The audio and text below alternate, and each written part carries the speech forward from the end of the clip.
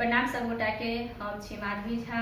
आइ अहाँ सबके चौड़चन पाबनि के बहुत बहुत शुभकामना। आइ एकटा चौड़चन पाबनि के गीत लऽ के एलहुँ हन, अहाँ सब सुनू। आशा करै छी कि अहाँ सबके गीत बहुत पसंद आयत।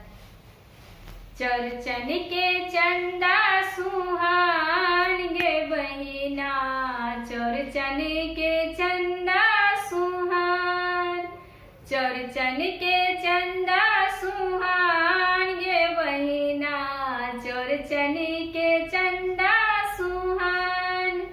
घर आंगन हमनी के सनिपबै, घर आंगन हमनी के सनिपबै, पूजा के करबै ओरियान गे बहिना, चौड़चन के चंदा सुहान।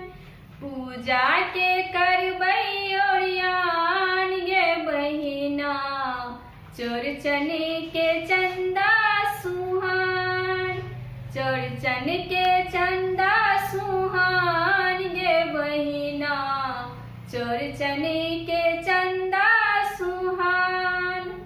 छाछी मटकुरी में दही जमेबै, छाछी मटकुरी में दही जमेबै, डाली पर रखबै पकवान गे बहिना, चौड़चन के चंदा सुहान, चौड़चन के चंदा सुहान गे बहिना, चौड़चन के चंदा सुहान।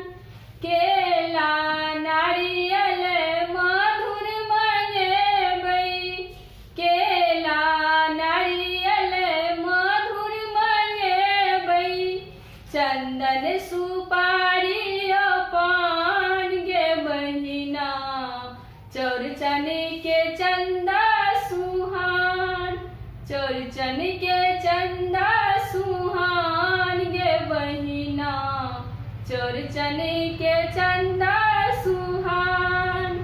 कल जोड़ी सब गोटे आशीष मंगबै, कल जोड़ी सब गोटे आशीष मंगबै, आंगन में ओता भगवान गे बहिना, चौड़चन के चंदा सुहान।